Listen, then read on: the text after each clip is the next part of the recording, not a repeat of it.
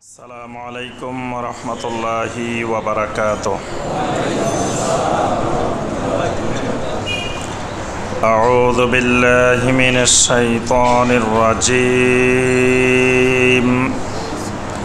বিসমিল্লাহির রাহমানির রহিম।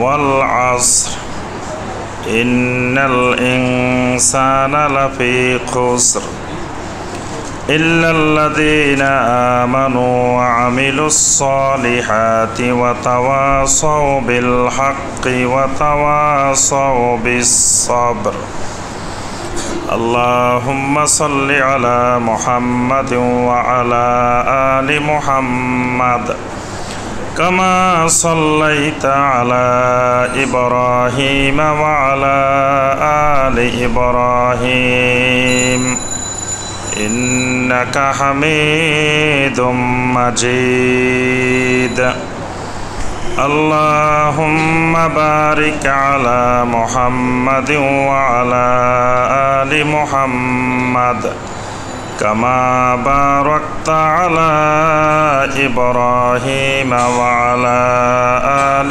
إبراهيم إنك حميد مجيد। সম্মানিত উলামায়ে কেরাম, দূরের এবং কাছের সম্মানিত দ্বীনী ভাই এবং বোনেরা, আল্লাহ রাব্বুল আলামিনের দরবারে কোটি কোটি শুকরিয়া যে মহান রব্বুল আলামিন আমাদেরকে দীর্ঘ এক সপ্তাহ পরে শুক্রবার সলাতুল মাগরিবের পর আল্লাহ রাব্বুল আলামিনের নাজিলকৃত কালামে হাকিম থেকে কয়েকটি আয়াতে কারিমার সংক্ষিপ্তভাবে তাফসীর করার এবং শোনার তৌফিক দিয়েছেন। সে মহান রাব্বুল আলামিনের শুকর আদায় করি, সকলে বলি আলহামদুলিল্লাহ।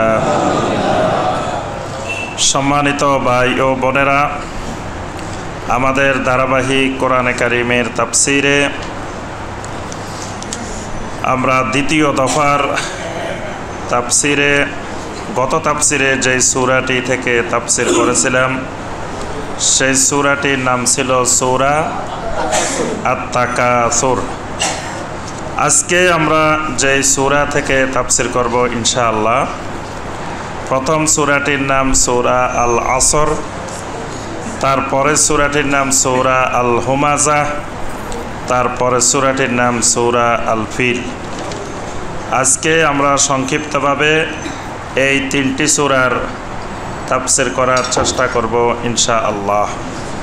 এটি আমাদের দ্বিতীয় দফার ধারাবাহিক তাফসীরে সূরা আল আসরের প্রথম পর্বের তাফসীর হবে ইনশাআল্লাহ। সূরা আল আসর, এই সূরাটি মাক্কি অথবা মাদানী, এই দুটি মতামত মুফাসসিরিনে কেরামদের থেকে পাওয়া যায়। অর্থাৎ কারো কারো মতে এটি মাক্কি সূরা, কারো কারো মতে এটি মাদানী সূরা। তবে অধিকাংশ মুফাসসিরিনে কেরামের মত হলো এটি মাদানী সূরা, এটি মাক্কি সূরা। এই সূরাটির নাম হলো সূরা আল আসর। আসর মানে সময়, আসর মানে কাল, আসর মানে যুগ। এটাকে আরবি ভাষায় বলা হয় আল আসর। আল্লাহ রাব্বুল আলামিন 5 ওয়াক্ত সলাতের মধ্যে একটি ওয়াক্তের নামকরণ করেছেন সলাতুল আসর, আসরের সলাত। সলাত আসর মানে একটা নির্ধারিত সময়। এটার আরেকটি নাম হলো আজাল, অর্থাৎ যে সময়টা নির্ধারণ করা আছে। কোরআনে কারিমের সূরাগুলোর মধ্যে এই সূরাটি অন্যতম গুরুত্বপূর্ণ একটি সূরা। সাহাবায়ে কেরাম রাদওয়ানুল্লাহি তাআলা আলাইহিম আজমাইন যখন কোনো জায়গায় একজন আরেকজনের সাথে দেখা হইতো তখন একজন আরেকজনকে সূরা আল আসর না শুনায়ে বিদায় নিতেন না। সুবহানাল্লাহ। অর্থাৎ দুইজনেই যখন মিলিত হইতেন কোনো কাজে, কোনো লক্ষ্য উদ্দেশ্য নিয়ে, যখন দুইজন একজন আরেকজনের থেকে বিদায় নিতেন, তখন একজন আরেকজনকে সূরা আল আসর তেলাওয়াত করে শোনাইতেন। তাহলে বোঝা যায় সূরা আল আসরটা কত গুরুত্বপূর্ণ সূরা, যেটাকে সাহাবায়ে কেরাম সবসময় একজন আরেকজনকে বিদায় মুহূর্তে তেলাওয়াত করে শোনাইতেন, কথাগুলো স্মরণ করিয়ে দিতেন। সূরাটি ছোট, কিন্তু এই সূরাটির গুরুত্ব অনেক বেশি। ইমাম শাফি রহমতুল্লাহ আলাইহি বলেন, যদি আল্লাহ রাব্বুল আলামিন কোরআনে কারিমের মধ্যে শুধু এই একটি সূরাই নাজিল করতেন, তো এই সূরাটাই মুমিনদের জন্য যথেষ্ট হইত। সুবহানাল্লাহ। এবং আল্লাহর হুজ্জাত, আল্লাহর দলিল পেশ করার জন্য এই সূরাটি পৃথিবীতে জমিনে যথেষ্ট হয়ে যেত। সুবহানাল্লাহ। একজন মুমিন পৃথিবীতে আসার পরে আল্লাহ পাক যখন তাকে বুদ্ধি, মেধা, প্রজ্ঞা দেন, যখন বালেগ হয়, তখন সর্বপ্রথম ওই মানুষটার কাজ কি? জি, আমার কথা বুঝতে পারছেন? সর্বপ্রথম একজন মানুষের কাজ কি? হ্যাঁ, সর্বপ্রথম কাজ হলো রবকে চিনা, মারেফাতুর রব। আমার রব কে? আমাকে কে সৃষ্টি করেছেন? কে আমাকে খাওয়ান? কে আমাকে বাঁচিয়ে রাখেন? কে আমাকে অসুস্থ হইলে শেফা দেন? কে আমাকে পরিচালনা করেন? আমার একমাত্র রব কে, এটা খুঁজে বের করা 1 নম্বর কাজ। তাহলে প্রথমে বের করতে হবে কি? মারফাতুর রব, রবকে খুঁজে বের করতে হবে। রবকে খুঁজে বের করার পরে 2 নম্বরে বের করতে হবে রবের সাথে আমার সাথে সম্পর্কটা কি, রব আমার কাছ থেকে কি চায়, রবের জন্য আমার কি করা দরকার। এটা হলো একজন মানুষের 2 নম্বর কাজ। দ্বিতীয় কাজ, তৃতীয় কাজ হলো রব আমার থেকে চায় হলো ইবাদত, তাওহীদ। এই তাওহীদ এবং ইবাদত কিভাবে করব, পদ্ধতিটা জানা, সিস্টেমটা জানা, মানহাজটা জানা, এটা হলো তৃতীয় কাজ। এই 3টা কাজ করলে তার দুনিয়াও সফল, আখিরাতও সফল। সুবহানাল্লাহ। তাহলে কাজ কয়টা? 1 নম্বর কাজ রবকে খুঁজে বের করা। তাহলে রবকে খুঁজে কি আমরা বের করছি? কথা বলে না। রবকে খুঁজে তো বের অবশ্যই করছি না? রব আমাদের কে? একমাত্র আল্লাহ। রব আমাদের একমাত্র আল্লাহ। তাহলে রব খোঁজার কাজ মোটামুটি হয়েছে। এখন দ্বিতীয় কাজ, রবের সাথে আমাদের সম্পর্কটা কি, রব আমাদের থেকে কি চায়। রব 1 নম্বরে যেটা চায়, ইবাদত 1 নম্বরে চায় না। ওয়াকাদা রাব্বুকা আল্লা তা'বুদু ইল্লা ইয়্যাহু, রব আমাদের কাছে চান আমরা যেন রবের ইবাদত ছাড়া আর কারো ইবাদত না করি, মানে একমাত্র আল্লাহ রব্বুল আলামিনের ইবাদত করি। রব এটা চায়, মানে রব তাওহীদ চায়। কি চায়? রব 1 নম্বরে আমাদের কাছ থেকে চায় তাওহীদ। এই জন্য সূরা জারিয়াতের 56 নম্বর আয়াত, যেখানে আল্লাহ সুবহানাহু ওয়া তাআলা বলছেন, ওয়ামা খালাকতুল জিন্না ওয়াল ইনসা ইল্লা লিয়াবুদুন। এখানে ইল্লা লিয়াবুদুন অর্থ হলো ইল্লা লিওয়াহিদুন। ইল্লা লিয়াবুদুন, মানুষের জিনকে আল্লাহ সৃষ্টি করেছেন কিসের জন্য? এই ইবাদত মানে হলো তাওহীদ। তাওহীদ আর ইবাদত এক সূত্রে গাঁথা। মানে লিয়াবুদুন অর্থ হলো লিওয়াহিদুন। বান্দা পৃথিবীতে আল্লাহর তাওহীদের স্বীকৃতি দিবে, তাওহীদের পতাকা উড়াবে, তাওহীদের জয় জয়গান করবে, এটা হলো বান্দার মূল কাজ। এই জন্য আল্লাহ মানুষকে সৃষ্টি করেছেন। তাহলে বান্দার সাথে আল্লাহর সম্পর্ক তাওহীদের স্বীকৃতি, আর তাওহীদের স্বীকৃতির ফলস্বরূপ আল্লাহর ইবাদত করে যাওয়া। কোন পর্যন্ত? ওয়াবুদ রাব্বাকা হাত্তা ইয়াতিয়াকাল ইয়াকিন, তোমার রবের গোলামি, রবের ইবাদত করে যাও ইয়াকিন আসা পর্যন্ত। কোন পর্যন্ত? হ্যাঁ, ওই দিন একজনের এক বাউল শিল্পীর বয়ান শুনলাম। বাউল শিল্পী চিনেন নাই? হ্যাঁ, আমাদের দেশের অনেক ভাই বোনেরা এখনো বাউল শিল্পীদের গান শোনে। তো বাউল শিল্পী বলতেছেন যে আল্লাহ বলছে, কোরআন আয়াত দিয়ে মানুষের দলিল দিতেছে। আল্লাহ কোরআনে বলছে কি, ওয়াবুদ রাব্বাকা হাত্তা ইয়াতিয়াকাল ইয়াকিন, তোমার ইয়াকিন আসা পর্যন্ত আল্লাহর ইবাদত করো। যখন ইয়াকিন এসে যাবে তখন আর আল্লাহর ইবাদত করা লাগবে না। তখন তুমি ছুটি, তখন পিআরএলে চলে যাইবা, অবসরে চলে যাইবা, তখন আর ইবাদত লাগবে না। ইবাদত কোন পর্যন্ত? ইয়াকিন আসা পর্যন্ত। তো ইয়াকিন কোন পর্যন্ত আসবে?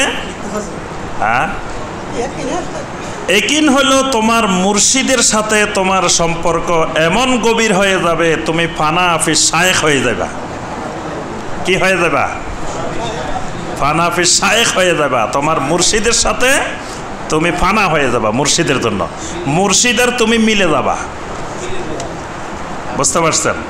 তখন তোমার ইয়াকিন এসে যাবে। বাস, ইয়াকিন যখন এসে যাবে আর তোমার নামাজও লাগবে না, রোজাও লাগবে না, দিনও লাগবে না, শরীয়ত আর তোমার দরকার নাই। কত বড় শয়তানি ইবলিসি কথা কোরআন দিয়ে। এখানে ইয়াকিন মানে আল মাউত। আল্লাহর জমিনে যত তাফসীর লেখা হয়েছে, আহলে সুন্নাত ওয়াল জামাত, তারপরে শিয়া, খারেজি, মুতাজিলা, যত আকীদার, যত কোরআনে কারিমের তাফসীর লেখা হয়েছে, প্রত্যেকটা তাফসীরে লেখা হয়েছে আল ইয়াকিন আই আল মাউত, মানে আল্লাহর ইবাদত করতে হবে মৃত্যু পর্যন্ত। ইয়াকিন মানে মৃত্যু। আর এই ব্যক্তি ব্যাখ্যা করতেছে যে ইয়াকিন মানে মুর্শিদের সাথে পানা হয়ে যাওয়া, মুর্শিদের সাথে মিলে যাওয়া। এই জন্যই আমরা আমাদের দেশে কিছু লোকের দেখি নামাজ পড়ে না, ইবাদত করে না, খালি গান গায়, দোতারা তিনতারা সেতারা বাজায়, গান গায়, নামাজও পড়ে না, শরীয়তও মানে না, দিনও মানে না। কারণ হলো ওই যে ইয়াকিন এসে গেছে তার। তাহলে বোঝা যায় নবী সাল্লাল্লাহু আলাইহি ওয়াসাল্লামের ইন্তেকাল পর্যন্ত নবী সাল্লাল্লাহু আলাইহি ওয়াসাল্লামের ইয়াকিন আসে নাই, আসছিল না। যদি নবী সাল্লাল্লাহু আলাইহি ওয়াসাল্লামের ইয়াকিন আসতো তাহলে তো নবী সাল্লাল্লাহু আলাইহি ওয়াসাল্লামের আর নামাজ লাগতো না। তো নবী সাল্লাল্লাহু আলাইহি ওয়াসাল্লাম তো ইন্তেকালের পূর্ব মুহূর্ত পর্যন্ত সালাত আদায় করছেন। তাহলে নবী সাল্লাল্লাহু আলাইহি ওয়াসাল্লামের ওই ধরনের ইয়াকিন আসে নাই। সাহাবায়ে কেরামের কোনো সাহাবীর এই জাতীয় ইয়াকিন আসে নাই। তো যেখানে নবী সাল্লাল্লাহু আলাইহি ওয়াসাল্লামের ইয়াকিন এরকম আসে নাই, সাহাবায়ে কেরামের আসে নাই, তো আমার আপনার ওই ইয়াকিনের দরকারটা কি? তাহলে ওই ইয়াকিন নবীওয়ালা ইয়াকিন না, ওটা শয়তানি ইয়াকিন। এই জন্য শয়তানি ইয়াকিন মাধ্যমে ওই জায়গায় পৌঁছলে আপনি আউলিয়া ও শয়তান হয়ে যাবেন, আউলিয়া উল্লাহ হবেন না, আল্লাহর ওলি হবেন না, হবেন কি? শয়তানের ওলি হয়ে যাবেন। এই জন্য ওই জাতীয় ইয়াকিন থেকে আল্লাহর কাছে পানা চাইবেন। আল্লাহ যেন ওই জাতীয় ইয়াকিন কোনো আমাদেরকে না দেন, আমাদেরকে যেন নবীওয়ালা ইয়াকিন, সাহাবায়ে কেরামের ইয়াকিন আমাদেরকে দেন, যে ইয়াকিন পর্যন্ত আমরা আল্লাহর ইবাদতের উপরে অটল থাকতে পারি। আচ্ছা, এবার আপনি ইবাদতও পাইলেন, তাওহীদও পাইলেন। এখন তাওহীদ কেমনে পালন করবেন, ইবাদতটা কেমনে পালন করবেন, এটাও তো খুঁজে বের করতে হবে। এটা খুঁজতে হলে কি লাগবে? নবী লাগবে, নবী, নবী সাল্লাল্লাহু আলাইহি সাল্লামকে লাগবে। নবী ছাড়া রবের ইবাদত করা যায় না, রবের গোলামি করা যায় না। কারণ নবী সাল্লাল্লাহু আলাইহি সাল্লাম থেকে রবের গোলামিটা শিখতে হবে। নবী সাল্লাল্লাহু আলাইহি সাল্লাম হলেন মুআল্লিম, ওস্তাদ, শিক্ষক। শিখাবেন কি? আল্লাহর ইবাদত, আল্লাহর গোলামি, আল্লাহর তাওহীদ কেমনে পালন করতে হবে এটা শিখাবেন কে? মুহাম্মদুর রাসূলুল্লাহ সাল্লাল্লাহু আলাইহি ওয়াসাল্লাম। এই তিনটা হলো ইমানের কি না, কি রকম? এই তিনটা হলো ইমানের উসুল। সারা রাত সাপ মারি, সকালবেলায় কি আজকে 13 বছর ধরে নদ্দা সরকার বাড়ি মসজিদে শিখাইতে আছি ইমানের উসুল। কি বলেন, শিখাইছি না? 13 বছর ধরে, একদিন দুই দিন না, 13 বছর শিখাইছি ইমানের উসুল। এখনো বাংলাদেশের অধিকাংশ মুসলমান ইমানের উসুল নামও শুনে নাই, ইমানের উসুল কি জিনিস নামও শুনে নাই। কিন্তু সরকার বাড়ির মুসল্লিরা 13 বছর ধরে ইমানের উসুল শুনতেছে, জানতেছে। কি বলেন, এটা কি সরকার বাড়ির মুসল্লিদের সৌভাগ্য না দুর্ভাগ্য? সৌভাগ্য, আলহামদুলিল্লাহ। তাহলে ইমানের 3টা উসুল। ইমানের উসুল কয়টা? 3টা। এই 3টা ইমানের উসুল, মানে রবকে চিনা, রবের সাথে সম্পর্ক ঠিক করা, আর এই ইবাদত কিভাবে করবেন এইটা ঠিক করা। এই 3টা উসুলকে 4টা কাজ করতে হবে। উসুল কয়টা? কাজ কয়টা? 4টা। এই 3টা উসুলের 4টা কাজ। 1 নম্বর কাজ হলো ইল্লাল্লাযীনা আমানু। 1 নম্বর কাজ হলো এই 3টা উসুলের উপরে গভীরভাবে, বিশুদ্ধভাবে ঈমান আনতে হবে। এই 3টা উসুলের উপরে ঈমান আনতে হবে। তো নির্ভেজাল ঈমান, শিরক মুক্ত ঈমান। ওয়া আমিলুস সালিহাত। এই 3টি উসুলের সাথে অনেকগুলো আমল জড়িত আছে। মারিফাতুর রবের সাথে অনেকগুলো আমল আছে, মারিফাতুদ দ্বীনের সাথে অনেকগুলো আমল আছে, মারিফাতুন নবী সাল্লাল্লাহু আলাইহি ওয়াসাল্লামের সাথে অনেকগুলো আমল আছে। এই আমলগুলো করতে হবে। 3 নম্বর কাজ হলো ওয়াতাওয়াসাউ বিল হাক্কে। এই 3টা উসুলের দাওয়াত দিতে হবে। কয় উসুলের দাওয়াত দিবেন? 3 উসুলের দাওয়াত। এটাই হলো দাওয়াতের বিষয়বস্তু। 3টা উসুল হলো দাওয়াতের বিষয়বস্তু। দাওয়াত দিবেন এই 3 উসুলের। ওয়াতাওয়াসাউ বিস সবরে। এই 3 উসুলের দাওয়াত দেওয়া নবীওয়ালা দাওয়াত। এই দাওয়াত অনেক কঠিন। এই দাওয়াত দিতে গেলে সমাজের মানুষেরা তার বিরুদ্ধে দাঁড়িয়ে যায়। এই দাওয়াত দিতে গেলে পরিবারের লোকেরা তার বিরুদ্ধে দাঁড়িয়ে যায়। এই দাওয়াত দিতে গেলে মসজিদের ইমাম সাহেবরা তার বিরুদ্ধে দাঁড়িয়ে যায়। এই দাওয়াত দিতে গেলে ধর্মীয় ব্যক্তিত্ব, নেতৃত্ব, বিভিন্ন পর্যায়ের মানুষ তার বিরুদ্ধে দাঁড়ায়। ওয়াতাওয়াসাউ বিস সবরে। তখন তাকে সবর ধরতে হয়। তাহলে কাজ হলো কয়টা? যে কাজ 4টা, কিন্তু উসুল হলো কয়টা? 3টা। এই 3 উসুলের প্রথম ঈমান আনতে হবে, তারপরে আমল করতে হবে, তারপরে দাওয়াত দিতে হবে, তারপরে সবর ধরতে হবে। তাহলে তার দুনিয়াও সফল, আখিরাতও সফল। কবরে গেলেই 3 উসুলের প্রশ্ন হবে। কবরে যাওয়ার সাথে সাথে কয়টা প্রশ্ন হবে? এই 3 উসুলের প্রশ্ন হবে। ঈমানের 3টা উসুল। তাহলে আমার পরীক্ষা কেন্দ্রিক দুনিয়া, মানে আমার 60-70 বছরের হায়াতটা কোন কেন্দ্রিক? একটা ছাত্র 10 বছর লেখাপড়া করে কোন কেন্দ্রিক? এসএসসি পরীক্ষা কেন্দ্রিক, দাখিল পরীক্ষা কেন্দ্রিক। যে 10 বছর লেখাপড়া করার পরে যায় একটা পরীক্ষা হবে, এসএসসি পরীক্ষা হবে অথবা দাখিল পরীক্ষা হবে। তাহলে দাখিল পরীক্ষায় যে সাবজেক্ট, এসএসসি পরীক্ষায় যে সাবজেক্ট আপনি 10 বছরে একটাও পড়েন নাই, তাহলে কি ওখানে যায় পরীক্ষা দিতে পারবেন? তাহলে দুনিয়ার 60-70 বছরের যে হায়াতটা, এই হায়াতটা হবে ওই পরীক্ষাটা কেন্দ্রিক, কবরের পরীক্ষাটা কেন্দ্রিক। এটার নাম আল আসর। এবার আসর বুঝছেন? এই কবরের পরীক্ষার জন্য যে প্রস্তুতিটা নেবেন, এই প্রস্তুতিটা নেওয়ার জন্য আল্লাহ পাক একটা আজাল, একটা সময় নির্ধারণ করে দিয়েছেন। ইমাম রাজি রহমতুল্লাহ আলাইহি সুন্দর একটা কথা বলছেন। ইমাম রাজি রহমতুল্লাহ আলাইহি বলেন, আমি একদিন বাজারে গেলাম, বাজারে গিয়ে দেখি এক বরফওয়ালা বরফ বিক্রি করতেছে। কি বিক্রি করে? বরফ। বরফওয়ালা করতেছে, এমন কি কেউ আছেন যে আমাকে একটু সহযোগিতা করবেন, কারণ আমার পুঁজি শেষ হয়ে যাইতেছে, আমার পুঁজি শেষ হওয়া থেকে আমারে বাঁচান। বরফওয়ালা বলতেছে যে আমার পুঁজিটাই চলে যাচ্ছে, কে আছেন আমাকে একটু সাহায্য করবেন, আমার পুঁজিটা বাঁচান। তখন ওনার কাছে যাওয়া হলো, ওনার পুঁজি বাঁচাইব কেমনে? তো তখন বরফওয়ালা কইতেছে যে আমার যে বরফ এটা তো গলে যাইতেছে, এটা যত সময় যাইতেছে এত পুঁজি শেষ, যত সময় যাচ্ছে পুঁজি শেষ। তো এর মধ্যে যদি আমি বিক্রি না করতে পারি তা আমার আমও শেষ, সালাও শেষ, সব শেষ, আমার পুঁজিয়ে শেষ। তখন ওই ব্যক্তি ইমাম রাজি রহমতুল্লাহ বলেন, ওই ব্যক্তি ওই আলেম ওই বাজারে গিয়ে বরফওয়ালার অবস্থা দেখে তিনি আল আসরের অর্থ শিখছেন। সুবহানাল্লাহ। মানে আল আসর মানে আমার আপনার একটা নির্ধারিত হায়াত আল্লাহ পাক নির্ধারণ করে দিয়েছেন। এটা প্রতি মুহূর্তে আমাদের পুঁজি কিন্তু শেষ হয়ে যাচ্ছে। একটা দিন যাচ্ছে পুঁজি শেষ হয়ে যাচ্ছে, একটা দিন যাচ্ছে পুঁজি শেষ হয়ে যাচ্ছে, একটা দিন যাচ্ছে। এইভাবে অনেকের 70 বছরের মধ্যে 50 বছরের পুঁজি শেষ, কারো 60 বছরের পুঁজি শেষ, আর অল্প একটু বাকি আছে।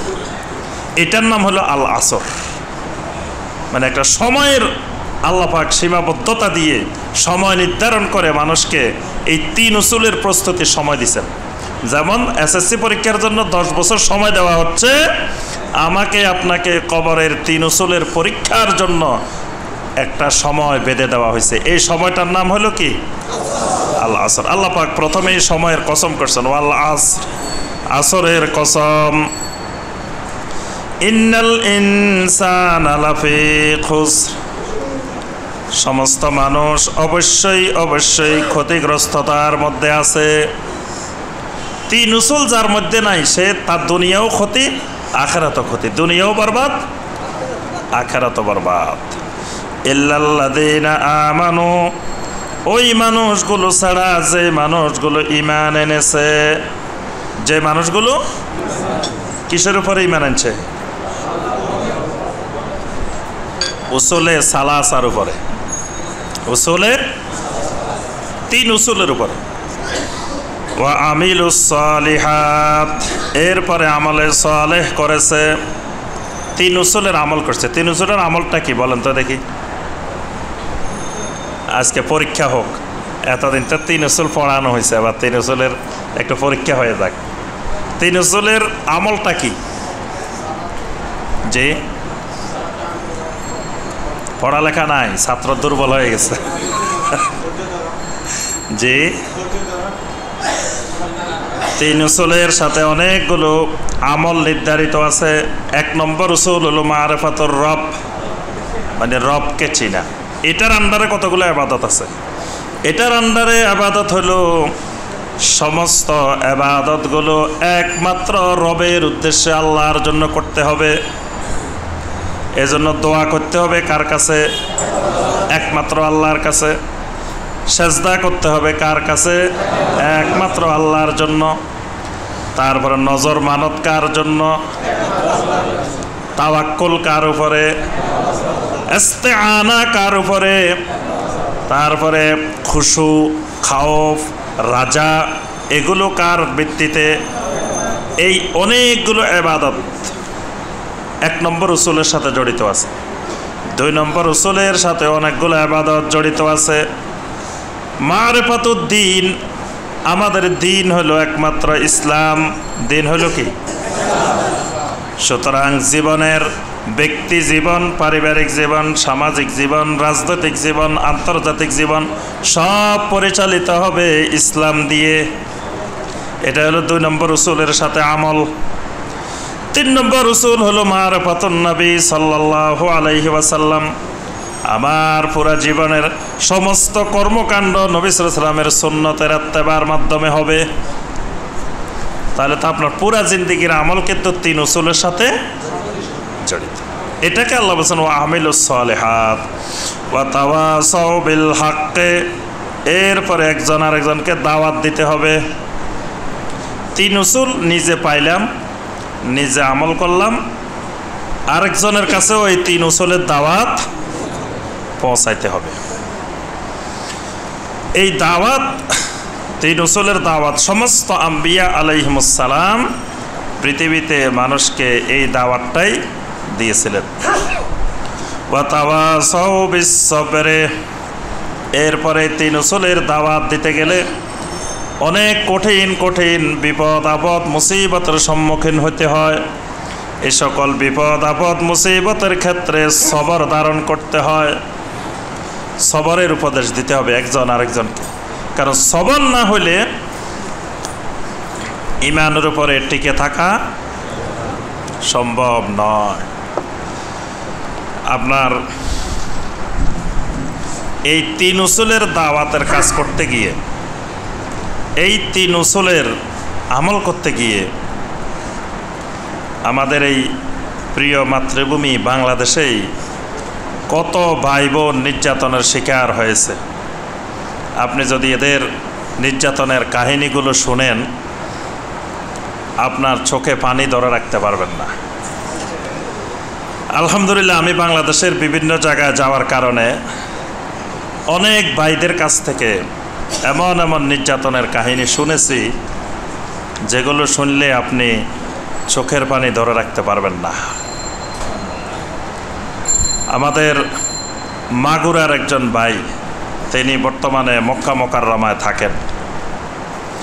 তার কাছে আমরা নির্যাতনের যে কাহিনী শুনেছি, এই 3 উসুলের উপরে ঈমান আনার কারণে, 3 উসুলের দাওয়াত দেওয়ার কারণে, শিরক বেদাত মুক্ত জীবন গড়ার কারণে গ্রামের মানুষ, এলাকার মানুষ কি নির্যাতন তাদের উপরে করেছে, এমনকি শেষ পর্যন্ত তাদেরকে কবরস্থানে মাটিও দিতে দেয় না। তাদের কবরস্থানে মাটি দিতে দিবে না, আবার তাদের মসজিদেও নামাজ পড়তে দিবে না, অন্য মসজিদেও তৈরি করতে দিবে না। কি কঠিন নির্যাতন! এমনকি তাদের উপরে এমন এমন নির্যাতন করেছে যেটা বর্ণনা দেওয়া সম্ভব না। এরপরে আরও বিভিন্ন অঞ্চলে গিয়ে দেখেছি যে এই তাওহীদের দাওয়াত, এই 3 উসুলের দাওয়াত গ্রহণ করার কারণে তাদেরকে সামাজিকভাবে কত রকমের অত্যাচার, নির্যাতনের শিকার হতে হয়েছে।